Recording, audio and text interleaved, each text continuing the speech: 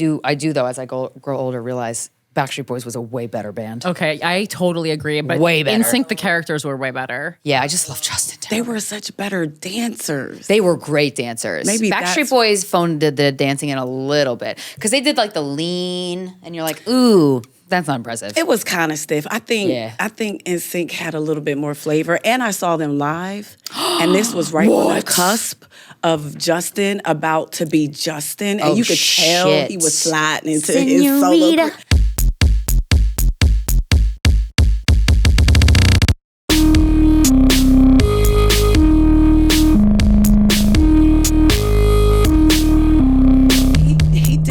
He came out, they were having a wardrobe change, right? So they all go back and you hear the band playing and then you see Justin come out. And he did a beatbox battle with the drummer. And I was like, I love him for the rest of my life. That is frosted curly hair. Oh my God. I made out with my Justin Timberlake poster, like a stereotypical like movie scene. Guys, we're here with Von Decarlo, one of my good friends, one of my closest friends, stand-up comedian and author. You wrote a book. This is your second book. Yes. You Will Be Fine Over 50, empowering you to embrace aging with confidence and resilience, finding strength, faith, and joy in every season of life. And I love this book because it's like a tarot deck in that you can kind of like, you can choose to like flip to a page randomly, which I love. And I started reading it on the plane over here, and it's fucking gorgeous. And everything you have to say about aging is exactly like what I feel like we're on the precipice of like a new way of thinking about women aging, because like how dare us?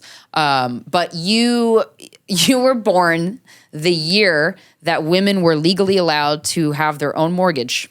Yes, that's crazy. 1974. Come on out with the age. That's right? crazy.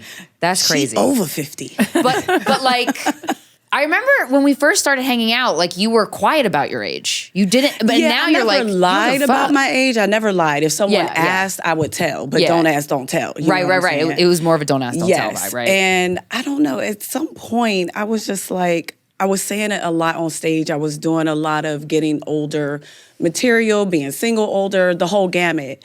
And after shows, people would be like, why are you saying your age on stage? Oh, and this is Hollywood, too, because I moved from New York. Both. Oh. Both. A lot of men lie about their age, too, in our business especially. And on dating because apps. Really, in our business, you are the age you look like. You're your casting age. Yeah. I'm not getting cast as a 51-year-old No, woman. you're I not. know that. So it does make it like, do I want to put it out there? And I was like, okay, I'm fine with saying it on stage because as a stand-up comedian, I feel like you need to know the seasoned woman that is talking. Yeah. Right? But for casting, if your casting age is 35 to 40 or early 40s, but they know that you're 50, you know, the powers that be don't always have imagination. Yeah. And they don't know what to necessarily do with that. Yeah. So I remember thinking, because me and God been arguing for a couple years, we could get into it. But he spoke to me and was like, you're writing a book. And this was before my mom passed. My mom passed at the top of January. When I was 49, I had the idea for this book. And I was like, I don't think so, God. I said I would say it on stage. I didn't say I would publish it. You know, get out my business. Yeah. But it was like, no, you have a lot to offer. So originally it started like me writing down like all these quotes from different authors, self-help authors, New Thought authors, preachers. Yeah. Quotes that inspired me. And then along the way, I'm like, what? I'm kind of quotable. Like things that I say to my friends, things that I say to my family, my daughter. So I wrote those out and I kept writing and I got to about 50. I was like, oh, I hear you, God. There it is. It's right there. I'm wisdomed up. Yeah. But I still wasn't on board with it. I was just kind of writing it. And then when my mom passed, I feel like God just really downloaded the book into me. I started having a lot of automatic writing moments. Yeah. Like just waking up in the middle of the night and just... Really? That's cool. Yes. That's like J.K. Rowling talked about when she came up with the idea for Harry Potter. She was on a train and it just fell into her. Yes. And those books are long. Yeah, they are. Well, this book is not long. Which I love. Like that. Yeah, but yeah. it is full. It is very Yeah. full. And I feel like the book is definitely anointed. God wrote this book. I could barely take credit for it. I felt like, you know what, God is a genius because he gave me a book that I needed when I was in my deepest stages of grief with my mom passing. Yeah. Because by that time, all the automatic writing is falling into me. He's pouring into me. And then I started editing it and putting it all together. And I was like, oh, God is so smart because this is exactly what I need to read right now to get me through these dark stages. Yeah, I thought I was writing a book to inspire other people. It was really, For it's you. really To for inspire me. yourself, yeah. Yeah. Yeah. And what's so interesting about what you said, don't be putting tarot on my book. Sorry. But I did So funny. write it. We're both I very designed spiritual. it. Yes. I designed it in that way. So the way I read, whether it's a self-help book or the Bible or whatever it is, I'll have my meditation and my prayer and I'll ask, what do I need to know today? Mm-hmm. And whatever page I open up to, that's what I needed to hear. Yeah, yeah. And all of my favorite books kind of feel like they read that way. Starting with the Bible, you open the Bible up to any page, that's what you're supposed to hear. You don't feel like you have People to... read the Bible like that? I do. Oh, yeah. What if that's yeah. a common thing? That would make sense because there's so many tiny verses and they're all like a Yeah. lesson, right? I've read the Bible from beginning to end 3 times, doing the daily Bible studies. Okay. And it's not as hard as you think. Yeah. And you just do, it's like a small amount for 365 days. And the first time I did it, when I got to the second year, I was like, oh, that wasn't so bad. So I just kept going. Yeah, yeah. So I wanted to, when I was done writing the book, it was all over the place. It was a mess. And I wanted to design it in a way where it has a flow, where if you read it beginning, middle, and end, it has an arc to it. It has a rhythm to it. But if you open it up with a prayer or a tarot card reading,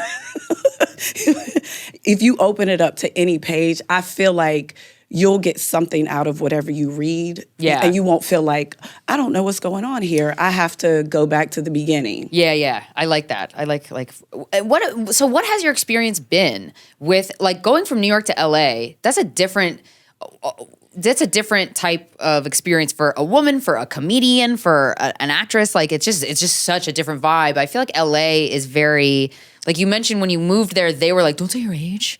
And it's like here, it's like, fucking who cares? Like, Well, nothing's real in LA, that's why. Right. So like how has your experience been? How do you feel about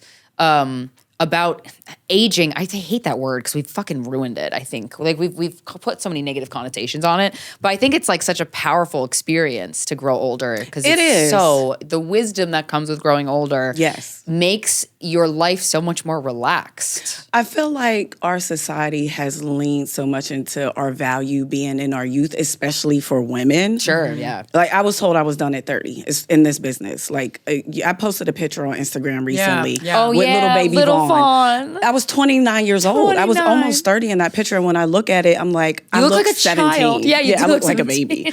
But you couldn't tell me in that picture that I didn't look old and I was done. And, listening to all these things. And I feel like, yes, it is true. There's a difference between New York and LA, but I felt that pressure here. Okay. Especially, again, with the acting. So not in stand-up. In our world of stand-up, it helps. Yes. Whatever age you are, people want to know because they want to know who the experience behind the person that's talking. So with stand-up is different, but with like the acting side of it, I felt that too. Yeah. Because I've never looked like my casting age and my actual age has always been very different. Yeah. So there is a big difference in that aspect, but I feel like lying about your age, it takes away your power. Yes, 100%. And why are we giving our power away? I'm just sick of it. We give our power away to sick of it. so many things and people and places. It's starting with men. Like, yeah, that was the first mistake. I don't feel like men lie about their age. I know men in this business lie about their age for the same reason. Yeah. Because if they don't look like their casting age, they want to scale younger if they look younger. It's also rare that a man doesn't look his age.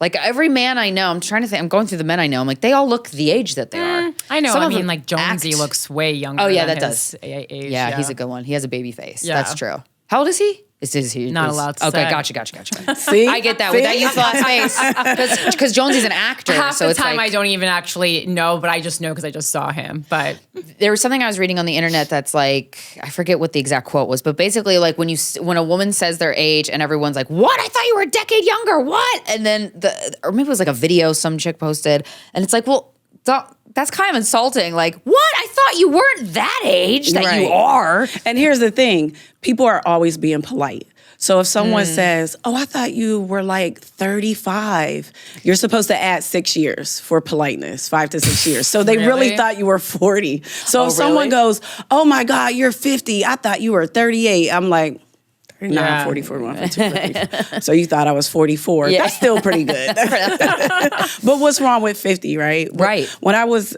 look, my mom died in January. My birthday is in June. And we shared a birthday. The same day. Oh my Well, we God. treat it as one day. Hers is the June 23rd. Mine is the 24th. So we Okay. always treated it as one day because she was sweet. in labor and Yeah. was trying to have me before midnight. And I came at like 2 something in the morning. oh, so very close. Yeah, and she was like, I knew you were going to try to have your own personality. But so she passed. But even if she was here, just being on the cusp of turning 50, I felt like I couldn't breathe. I was like, what? Like, you know, when you're going to the top of the roller coaster and you're like, what's on the other side of this? Is it going to dip too fast? Am I going to have a heart attack? Like, it was so much anxiety, just like, why is it so scary on the other side of 50? Because I think industries put billions of dollars into making us feel this way too. Right. Anti-aging, everything. But if you really think about it, like, I wish I had my book at 30. Sure. But I couldn't have wrote the book at 30. So, but if I didn't even realize I had all of that in me until I started writing it down and I needed it. And to be honest, I'll be reading it for the rest of my life, just to remind myself, like, this is what you have in you. Yeah. And it's really it centers around just getting closer to yourself. The book isn't about me. The book is about getting the reader to learn more about themselves through me, through my stories and insights and stuff. And I feel like it's so important, especially if you've dealt with like low self-esteem issues, self-worth, and seeking outside validation, which is like, I'm the queen, give me the crown.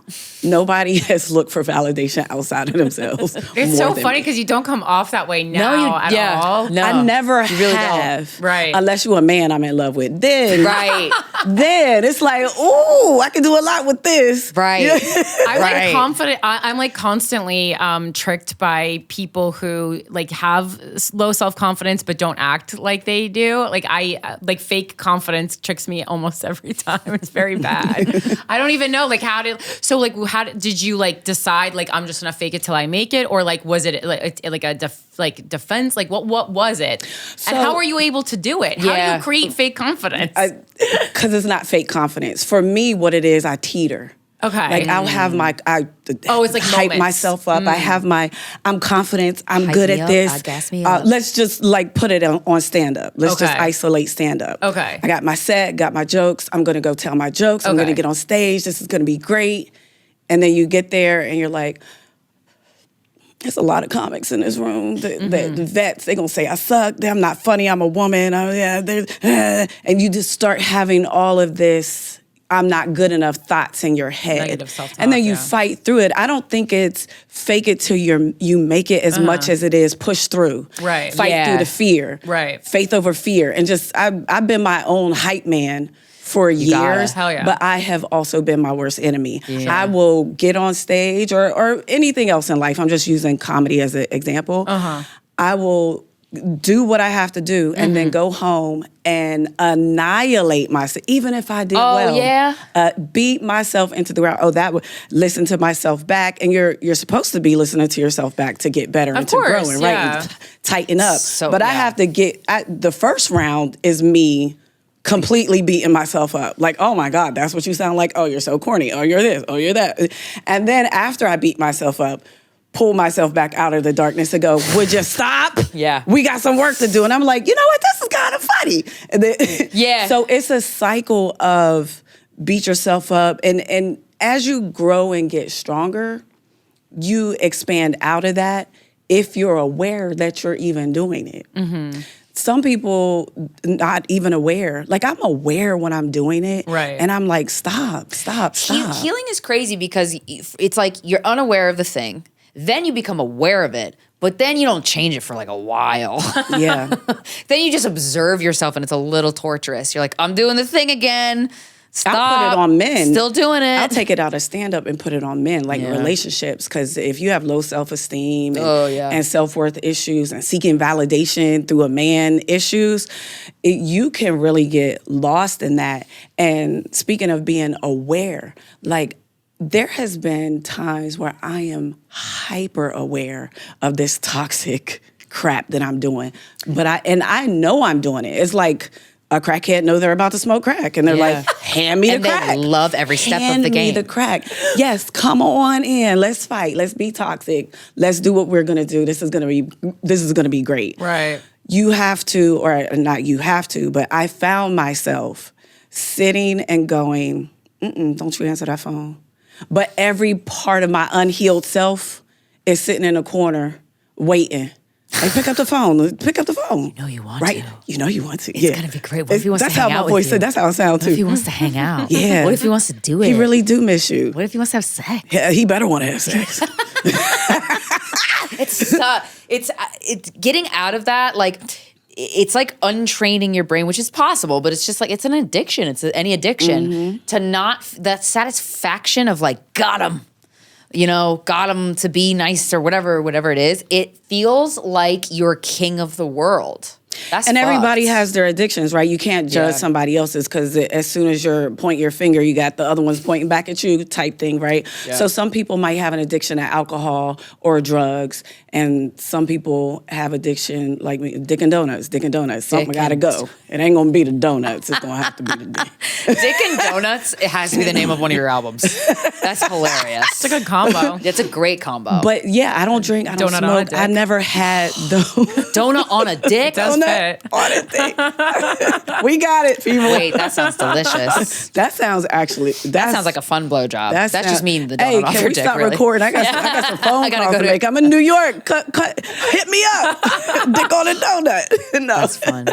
But yeah, it's like everybody has their thing. And the first thing is just being aware of it, admitting it, but that doesn't mean you'll be able to get through it. Just like you may have a super confident day and be killing, and then it's the day you take your special and you're like, why am I taking a special? I suck. What? So it's the ongoing battle within, and it never ends. Like, I don't want to have this book like, oh, here's the answer. Sure, here's some of the answers to help you process some of the things, help you get closer and a more understanding with things.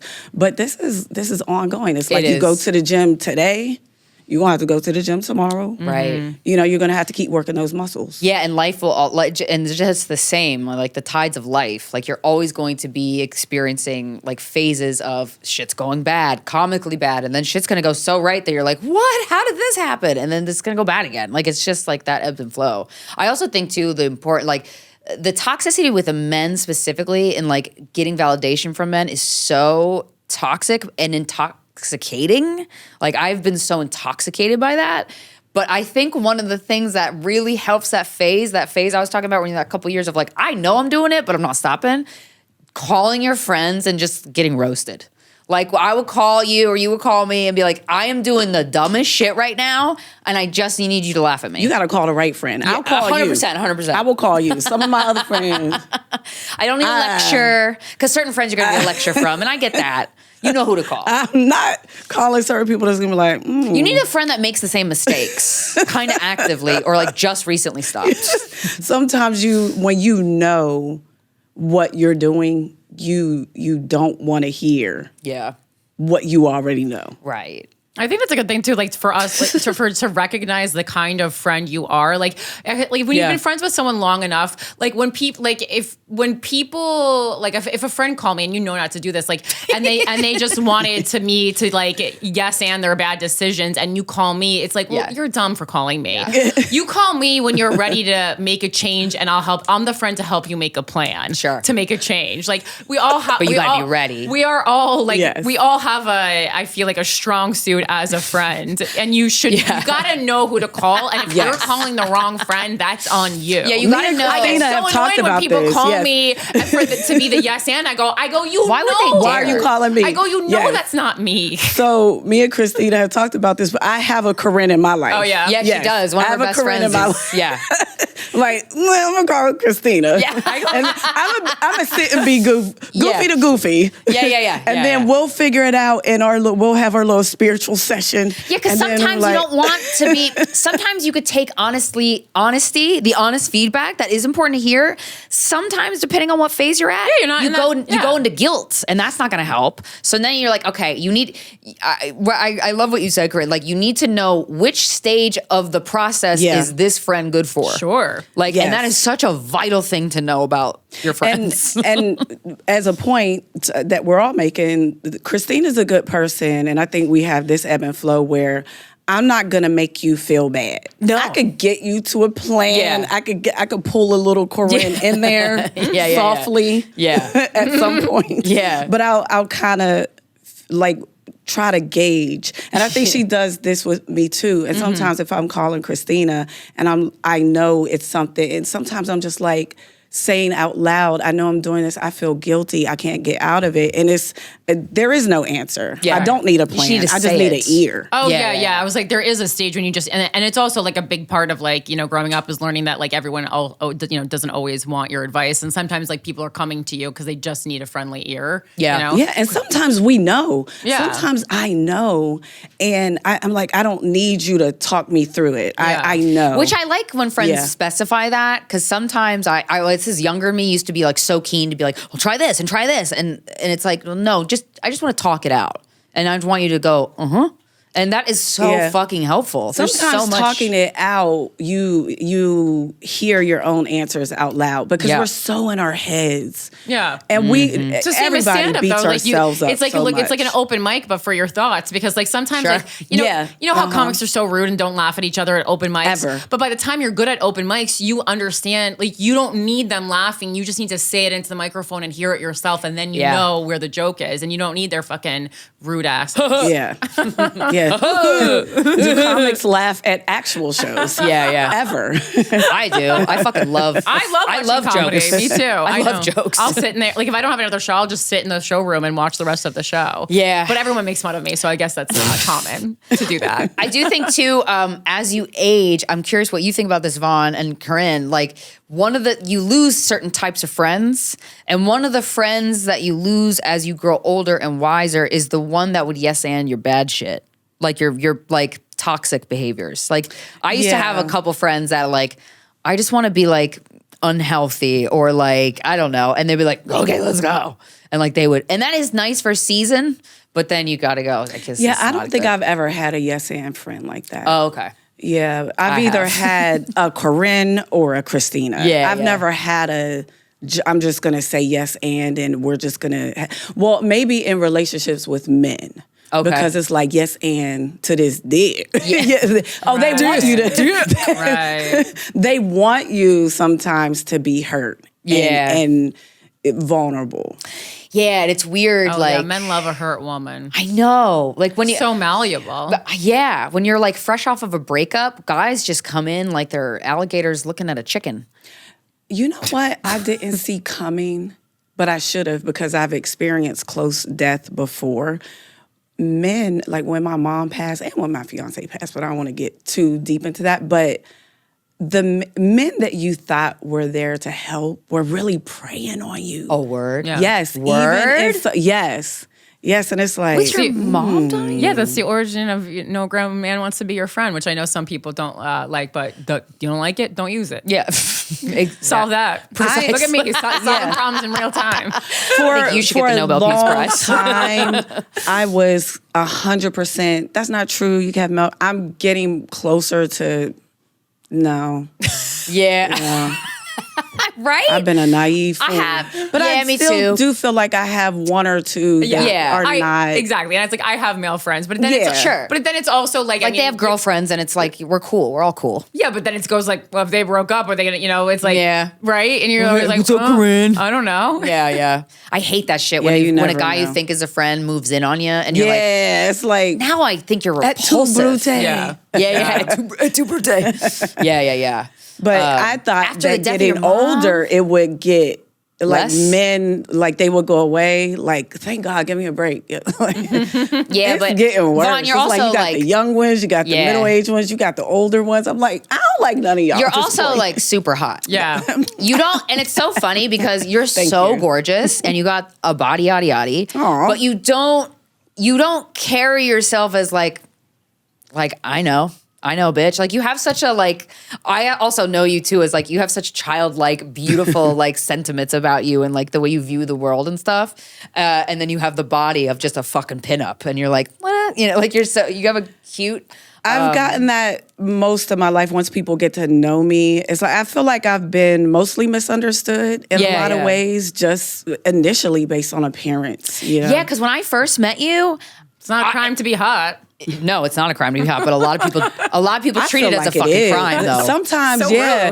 rude. Not the, let me go into this pretty hurts. No, but Right. it does. Like, People think, you're not going to get no traffic tickets and all this pretty privilege. I'm like, no, you forget about this side of People it are mean where, to you, right? Yeah, because they think, they're projecting. They Exactly. think that you think you're going to try to get out of something Right. because you're pretty. And I'm like, no, officer, I just said, what did I do? And why am I getting two tickets? Like, on for the being way fine as here, hell. the shuttle guy, and I knew where it was coming from. The shuttle guy, he was like, "You need help with your bags." I was like, he was so rude to me, and I was like, this is one of those guys. It felt, and I could be wrong, it felt like, she thinks she's all that. You could feel when somebody feels like when she a man thinks she's all hates that. he's I'm like, attracted I'm to you. literally just standing here. Well, he's mad because he's like never been able to bag someone as good looking, and then so he's gonna take it out on every attractive woman he sees for the rest of his life. Yeah, that's a shitty And it's like archetype. I think it's like it's like the thing when individual people try to even the playing field for the entire world, and it's like, okay, well she's had everything else easy, so I'm gonna make this moment incredibly hard because this is the power that I hold to make this moment difficult. Story it's like of my energy. life. Story of my life. It's like, let me make it hard. Now just add that up. Yeah. I get that there's some pretty It's privilege, basically but microaggressions for being hot. And I think we need a support group for this. Yes, I I do. I wouldn't be in it. Yeah. But. Me either, but I support the group. Whatever. I Listen, support the group. I'm good looking. I'm not so good looking that it has caused difficulties A traffic in my jam. life. So New York City, right? Catcalling and people men talking to you on the streets. This is another thing they do. I got out of the subway one day, long time ago, and this guy was trying to talk to me, and I just, ignored it or whatever. He starts screaming on me. God. You probably only date rich white men anyway. I'm like, I wish. Yeah. I only You know what I mean? dated. Let's manifest that together. Yeah. But you got Eminem's phone number? Like, what are you talking about? my God, I'm like, say you don't know me without project. You're just projecting and projecting. I'm like, where did you get that from out of the know? Yeah. Like, you think, because a lot of men, they innately think that they're not good enough for you. Yeah, and they act like it, and it's fucking disgusting. And they act like, even if I've been in situations where even if you're with them, and you could get caught up in a cycle of trying to prove yourself to a man, they don't believe, they will, how do I say it? They'll treat you bad to try and self-sabotage the situation. Oh, sure. Because in the back of their mind, they're like, she could do better than me. I don't even know why she's what does she want from me? I'm like, nothing off of your little twin bed air mattress. And some I guys just like you. Some guys don't like themselves so much crime. that they hate you for liking them. Exactly. Oh, there's someone. There's a fuck comic is who that? does that so hard, and I really want to say his name, but I won't. But Let's say it. it's crazy. We'll discuss after, but I'm like, yeah, it's always like fascinating to me when people are like get unattracted to you because you are attracted to them. That's such a wild concept. Yep. Hard for me to even I don't understand that. Yeah, wrap my brain That around. is severe. It's easy to me at this Self-hate. point. Severe low self-esteem, Yeah. self-hate. I mean, at the core of what we all are, we have to really treat ourselves with a lot of care, a Yeah. lot of love. Because if you don't know how to love yourself, I know it sounds cliche, but it's very true. If that person does not love themselves, Sure. We of can't go course they anywhere. think something's wrong. You love me? Well, I don't love me. Why are Yeah. you loving me? I Yeah. don't love me. And so it comes out as if I treat nastiness. myself bad, how am I supposed to treat you good? Yeah. And it could go the other way. You could be overcompensating and caring too much. And like we've talked about before, Krystyna, like we're both the type that it's like, you know how they say put your mask on first, your oxygen mask on the airplane and something happens. Yeah. And me and Krystyna run around putting masks on everybody, Pass and then out. we pass out and don't nobody put a mask on us. Like they Yeah. said, put your mask on first. Stop Yeah. overcompensating. Right. It's a thin line. It's a delicate balance, but you know, we're human. We have to grow to understanding. It took me a long time. I didn't even know what self-love meant. I would hear it. I'm like, what does that mean? Because I didn't know how to love myself. I was pouring it into everything around, everyone around me, my family, a man, whoever I was with, my Right. kid. But I didn't really know what it meant to love me. And I read somewhere, and now I repeat it all the time because it clicked for me. Sure. Just however you would care for someone, like a little kid, like your inner child. Yeah. As a real child. So I started writing little sticky notes like, good girl, you went on a hike today. And Yeah. put it on a You did refrigerator, it. like, yay. Yeah, yeah. Patting yourself on the Honestly, back. it feels little really good stuff. to do that. It does. Especially it when you feels didn't good. get that. It feels good, but it goes deeper and it starts to expand out into something as simple as, I don't want to go to the gym today, or I don't want to eat this salad. I want to eat this Dunkin' Donut. I'm going to eat Yeah. this salad because I care about myself Yeah. and I don't want to get sick. And if I take care of myself now, when I'm 50, when I'm 60, when I'm 70, Yeah. I'll be able to take care of myself if no one else does. Right. Yeah, because it is feasible to just grow old by yourself, like, and without kids. I mean, you know, having kids, I guess, but some people have kids so that somebody takes care of them when they're older, which is so funny. But like, yeah, I actually don't know. Everybody that grows old, I guess they just rely on their family, right? Yeah, but like you said, what if you don't have family? Right. This is real You pay life. someone. You could Yeah. pay someone. What if you don't have money? What if you don't mind? Yeah. Right. And here's ideally, Neighbors. if you're Yeah. able, if you need someone, because there's sickness, there's things that happen. But let's just say, for the most part, you're pretty healthy. If you take care of yourself, if you start like, I'm learning that muscle training and yes. strength training Game and changer. stretching is so important. There's a lot of people in their 70s and some even in their 60s, as early as their 60s, that just can't simply wipe their own ass because they're still, you haven't exercised the whole first half of your life. Yep. What do you think your body is going to do as it gets older?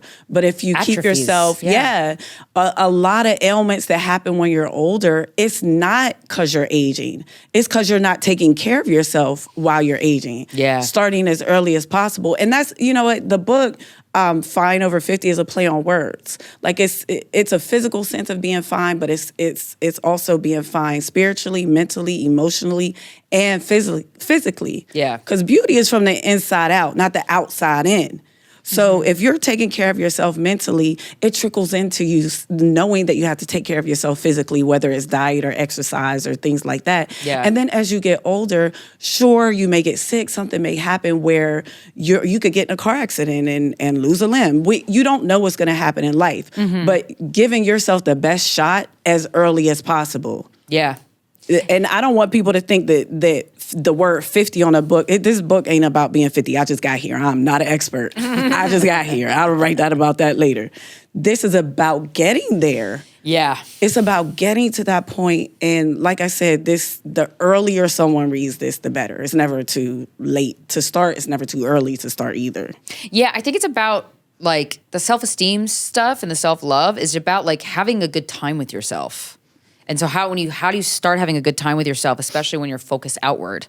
And like at first it feels so unnatural. My therapist used to tell me, she goes, both your antennas are pointed out towards everybody else and you have to like pry them back to you.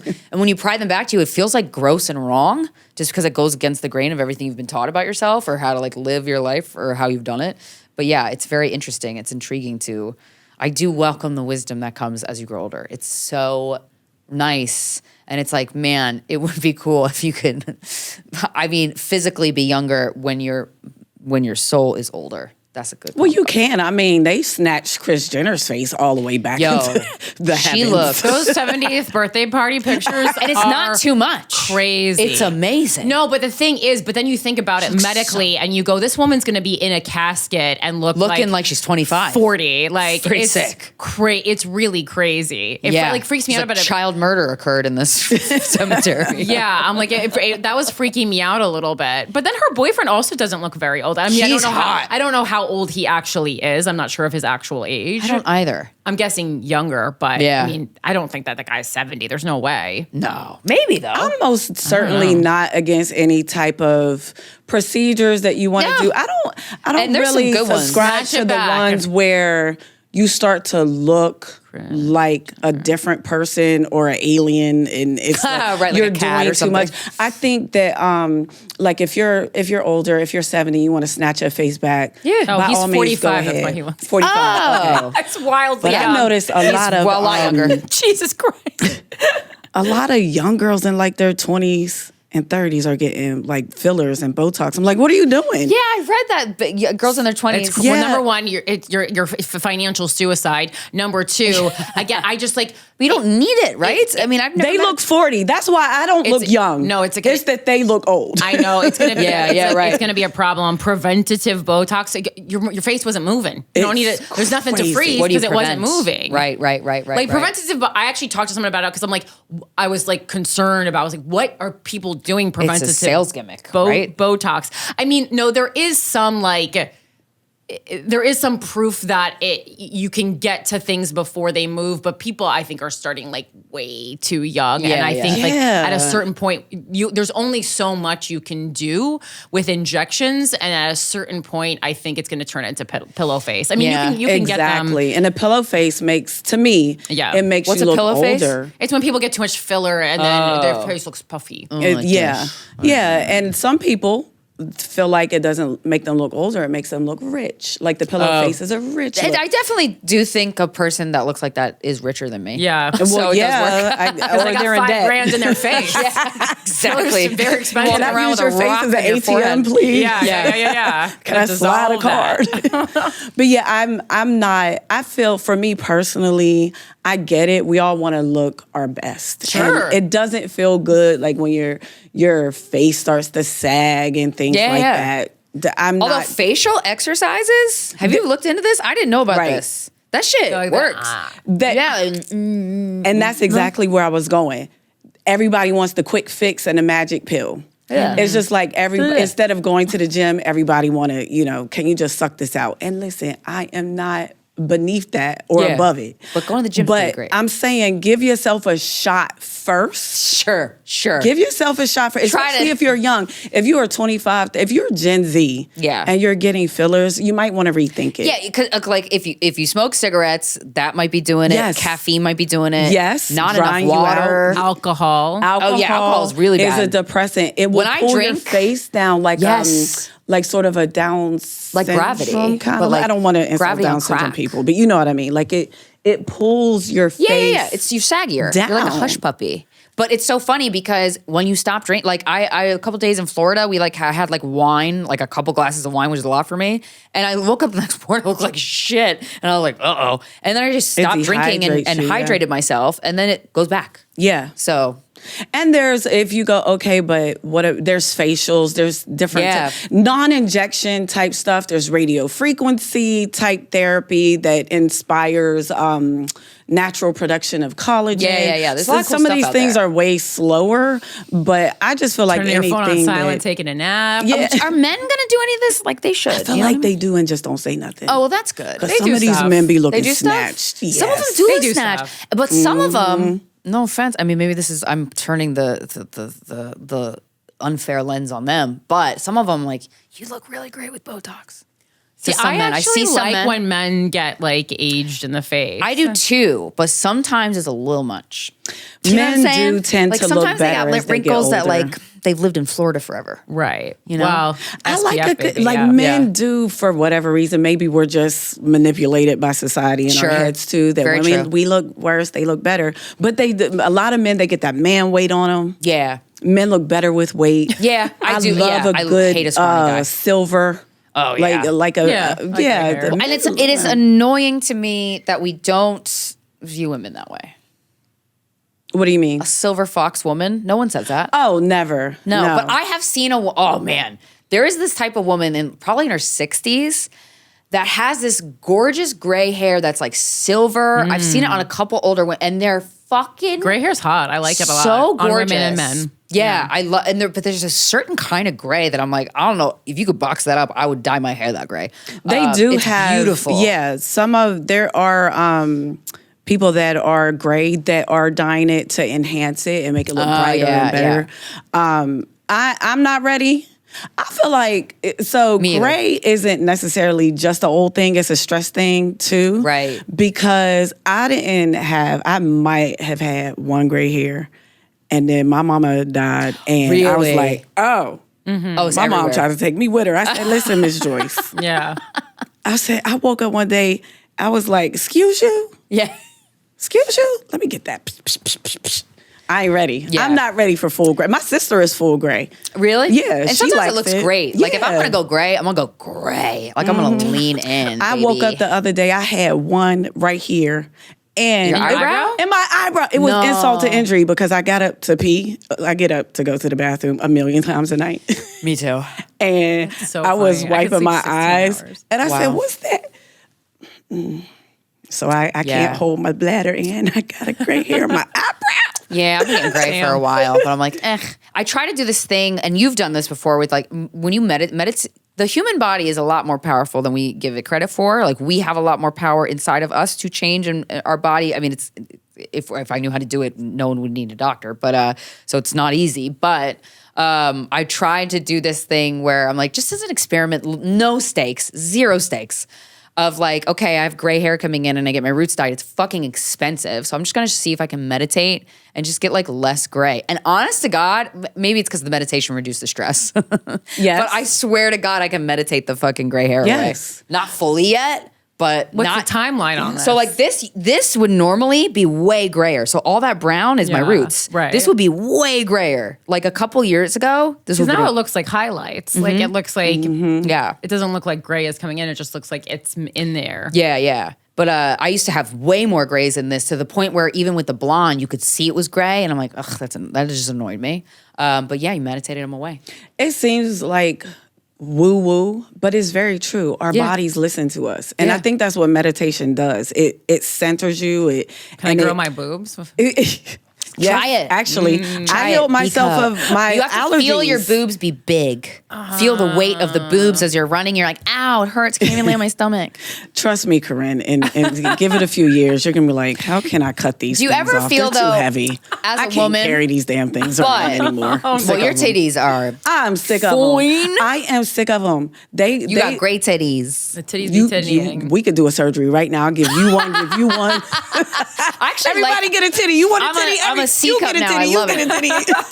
but don't like, you know how like there was recently a video of a man like pretending he had boobs. He had water ball and he was playing. And I've heard like guys just over the years, like guys like, oh, if I had boobs, I'd play with them all day.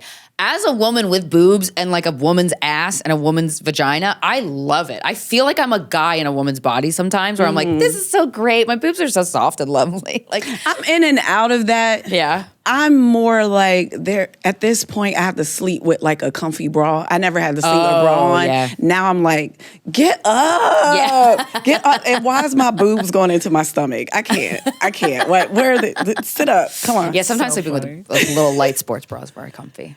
So maybe you don't want big boobs, Corinne. It's all Corinne all just cracked up. No, I mean, it's Yours will be perky for life. It sounds painful.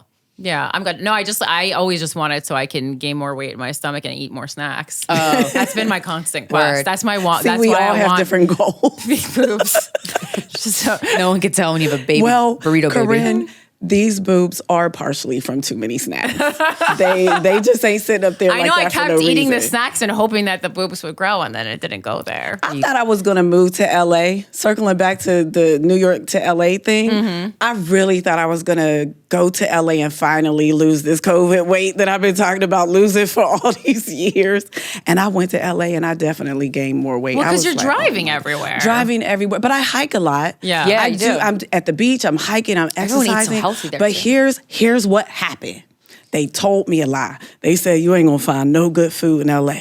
No, And I that's said- that is a lie. I said challenge accepted. No good pizza, maybe, but there's good I have food. I found really good pizza. You did.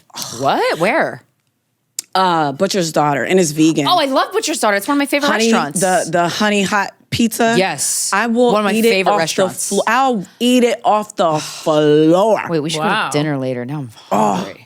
Oh my God, Butcher's Daughter. Now, is that I only heard of them there? Are they here They have as well? 3 locations in New York. Yeah, one okay, in so I've Williamsburg. seen- I thought it originated here. Did it not? So maybe thought it that did doesn't too. count because the first time I ever went was there. Yeah. in LA. I feel like I could see it being just in New York, LA. We have 3 restaurants in New York, 3 restaurants in LA. I done ate myself. And plus, I'm talking about my mom a lot today. Well, It's because my sister brought me that terrible towel, and we went to the Steelers the game. Steelers My game, yeah. mom has a terrible towel. She loved the Steelers, and my sister gave it to me. Mm-hmm. And I was like, "This, my mom's gonna be sitting on me." No, and you don't no. want that. Not all the time. Yeah, I'm yeah. I very get that. hypersensitive, and things trigger me. So I try not to. Some people put up a whole memorial in their house and look at it every day. I'm more like. It has to. It's not like I throw everything under the bed, but it's distant. It's Yeah. not like in my face because I'm triggered easily with some stuff. Yeah. So I digressed. What was I was about to say? Oh, I definitely. I'm getting back on track, but when my mom passed, I had the gray hair and I did lose some weight.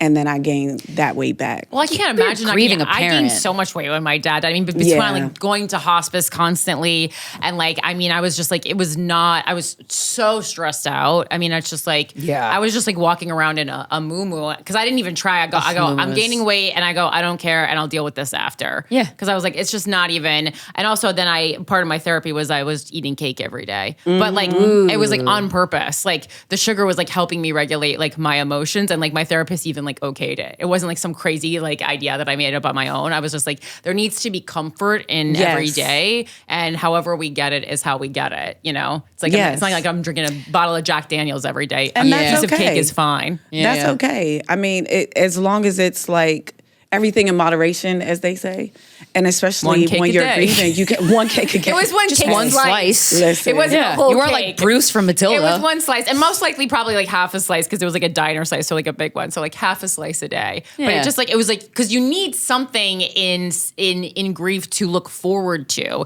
So I was basically setting up things, the same way where when you're a child and you're looking forward to getting 5 stickers for cleaning your room every day to get a toy from the treasure chest. I basically set up stuff like that in my adult life, like incentives, and I go, okay, well, if you get out of bed, you can have a piece of cake. So it's like, we're gonna eat cake for breakfast. Yeah. You gotta do what you gotta do to get through the true. day. And that's smart. That's self-love. You Yeah. were doing exactly what I was saying. I just learned how to do. Yeah. You were doing that. And look, grief is not the time to be trying to keep up and, I gotta go to the gym. Yeah. If it's If it feeling helps. good and it helps. Sure. But that's not the time when you're going through, especially a parent, a Yeah. close loved one passing.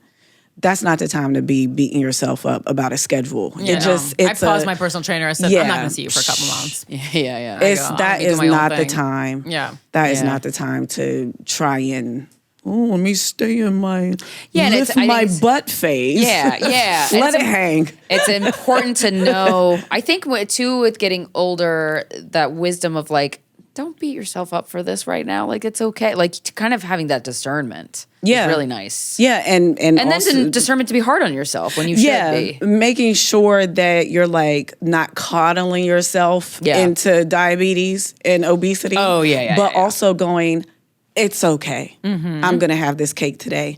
And tomorrow it might be the whole pie. Yeah. But I'm not, I know I'm not going to do this forever. At some point I'll catch myself. Right. Yeah. That's good. So what did you like more? Did you like your 40s more than your 30s? That's a good question. I don't know. Because I feel like I've been in survival mode for the past 50 years. Yeah. Like the first half has been fight or flight.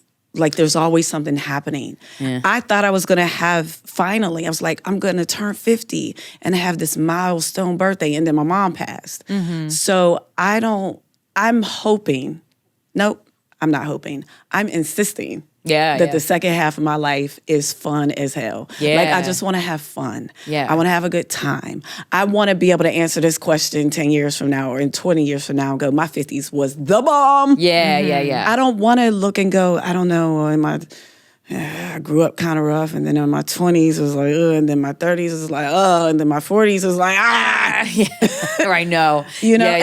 Don't get me wrong, there's a lot of tragedy, and I've been through a lot of different traumas, but there has been a tremendous amount of great things too, personally and professionally. And I don't sweep the good things under the rug and just focus on the negative. But I'm hoping and insisting that in moving forward, life is still gonna happen, but maybe now with maturity and some peace and calmness and serenity in me, I know how to handle those moments differently. Yeah. And I talk about this in a book, where everything's going to be all right, even when it's not all right. Mm-hmm. Even in the midst of a tragedy, you have to find a little piece of joy, whether it's in a piece of cake or something. You have to go, I'm going to have fun today. Mm-hmm. And my mom was like that. Yeah. We joked about everything, even in the worst circumstances. We found a way to laugh. That's nice. So I'm hoping that's what the rest of my life is going to be, just me roasting life. Yeah, roasting is great. You know when like you're falling for somebody, I think it's even more electrifying when it's like a toxic thing, unfortunately. But when you're falling for somebody, but you have no idea it's toxic yet and you think it's great, or you're falling for somebody and it's super healthy. But it's like whatever goes on in your life during that period of falling for somebody doesn't matter. Like something bad could happen. You're like, oh shit, that's not good. All right, get them next time. Like you just handle shit better. And I think the goal or a good goal perhaps could be to like give yourself that feeling. Like that should be the feeling you give yourself. I don't know how yet. But I hear you. You know, like you have that electricity because you're falling for somebody. Yeah, you wake up excited about life. Like when you were a little kid. Yeah, we woke up like, I'm going outside today. Yeah, it was just life was just fun, and then we learned that it wasn't right. And then we got into pop culture and we saw movies and we learned to outsource that electricity in a fucking man or whatever, in a toxic relationship, or having a family or whatever. A toxic relationship is nothing but like being excited that that's nothing but your unhealed self feeling comfortable with whatever abuse happened in the past. It's crazy, but it's true, and I've seen it in myself so directly. Like, you know this is bad and you know where it's coming from, and where it's coming from is actually kind of gross. Yeah. Get off of this. Get off of this at some point. And like you said, give yourself those moments. And I'm not there yet either, but from what I understand, the best relationships are a little boring. They're not filled with this roller coaster of up and down. Yeah. That's unhealed meeting unhealed. You're trauma bonding with crazy meet crazy. Yeah. When you're at a more healed state and you meet someone at that level, it's pretty calm, and people might take that piece as boring. I'm looking for boring. I'm not dating until I'm no longer attracted to my type. I'm still attracted to toxic. Gotcha. If I like you, this is going to be bad. Get the hell away from me. What kind of toxic are you attracted to, though? Like what is it? There's so many different flavors of toxic. It's the little girl in me with daddy issues.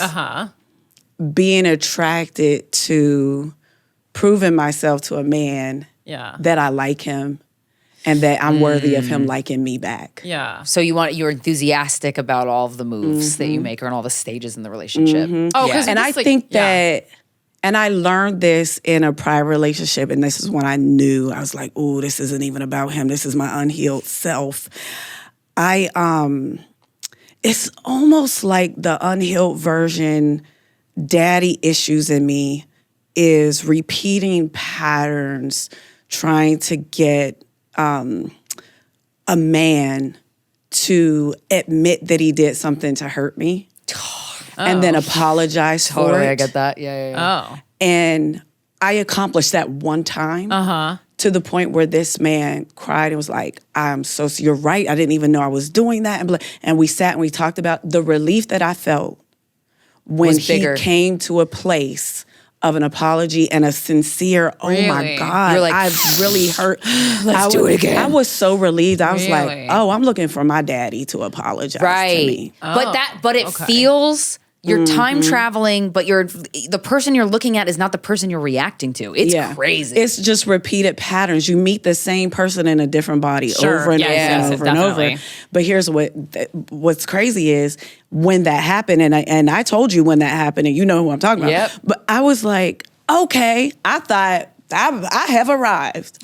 I've healed. I have done it 2 more times after. Yeah. That's what I'm saying. You got it. The first one, then you watch yourself do the same thing, but you know the whole time you're doing it. It's like you're addicted. Yes, wild. To that pattern. And for me, that pattern is getting myself into something I know that's going to be toxic and abusive, and then convincing him that he was hurting me. And then apologizing. Most men don't do that. They call you crazy. And then do you stay in the relationship after the apology? You're in a hamster wheel trying to prove yourself to him and trying to do this and do that and all of these things. And then... But that one, after the apology, it ended. Yeah. So you didn't I didn't go back to that. Yeah. And I didn't date for a while after that, a long while. Yeah. And then after, it was probably like 2+ years. Yeah. Before I met that person again in another. When you meet them again in another body, the way that gives you a pep in your step is fucking confusing. And I could feel myself being little girl Vaughn going, yeah. And I still you confuse that with like, this is love. Yeah. Da, da, da, da. Now. Like, no, it ain't. Now, when I feel myself doing that, I'm like, now you know it's bad. Yeah. Sit down. Yeah. You might as well call, don't go to a new one. You might as well call old one. Right. You know this is Freddy Cougar. Right. Funny, that's a bit. That's very funny. Hey, go on and scratch me a little bit. Let me dream. Yeah. Hurts so Let me dream out loud. Yeah, no. Vaughn, this is a lovely conversation. Your book, Fine Over 50, is out now for purchase, right? Yes, is that correct? It's available wherever you buy books worldwide. We can go. What is your handle? We can follow you online. You have all the links to your bio because you perform a lot in LA. If you go to Funny Vaughn, VON, funnyvaughn.com, that'll give you links to easy links, social media. Please do follow me on Instagram and all the socials. Numbers count. Thank you. Tickets to my shows. And links for the book and information about the book. You can read an excerpt, la-di-da-di-da. When you purchase the book, please, please, please leave a review wherever you purchase it. That will help tremendously in getting me up in the algorithm world of books so that other people can discover it. I truly believe that this book is anointed and will help people, especially younger women. Yeah. Not that 100%. Men and other people wouldn't get anything out of it. Any person that's looking for growth and to expand and become a better version of themselves, I feel like they will get something out of even if they read it how Krystyna reads it, like a tarot well, card. I like reading it that way because it also makes me interrogate certain things about myself. I can have a conversation with myself when I read your book like that. And that's exactly how I designed this book. Yeah. Not that you're going to learn something about me, but you start to I ask questions along the way. Yeah. I inspire you to think about yourself and ask yourself reflective, deep questions as you're moving along in the book. Yeah, That's exactly what it is. Yeah, it's and good. I feel like anybody could get something out of it, but I'm trying to capture those ears before you get to 50. Yeah, I think it's super wise. That's super the real valuable. preventative Botox, everyone. Yes, Botox for thank your soul. you. Yes. And I will have books at my live comedy shows. Please come see me sick. live. Yeah, I'm going to sign books and all the meet and greets. So the New York Comedy Festival is this week. That's why I'm here, but this isn't going to air before This will that. air probably Friday, right? Yeah. Okay, so my New York comedy show will be over, but the week after that, I'll be in Atlanta and then back in Hollywood at the Hollywood Improv. Nice. And then I'm closing out the year in Dallas. Okay. Ooh, Dallas Yes. is such Dallas fun is fun. audiences. Yes, Yeah, they are Dallas. fun. And I've performed there, but I've never headlined there. Oh, So this is cool. my first time headlining Exciting. in Great Dallas. December 28th, going to close out the year there. Nice. And there, new year, new you. Get the book. Yeah, baby. Please find over 50. Thank Thank you so much. Thank Vaughn. you so much for being here. This has been Guys We Fucked, the anti-slut shaming podcast. We'll talk to you next Friday. Bye.